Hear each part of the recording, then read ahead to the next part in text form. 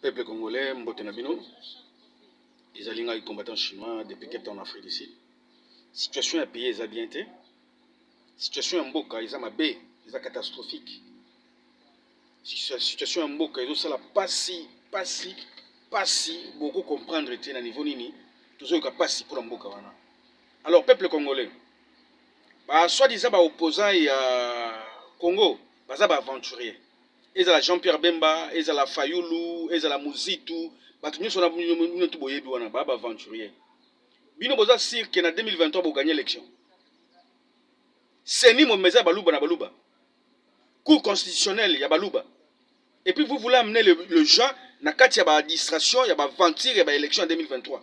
Mes frères, Fayulu, na moni yo ça ne va pas, mutuno eza bien té. Yo gagner dans l'élection na miracle ni.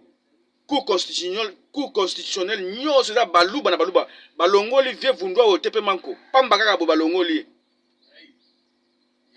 Et puis yo za sir que vous gagnez ba élection. Et puis, vous avez gagné l'élection. Vous gagnez l'élection, un miracle.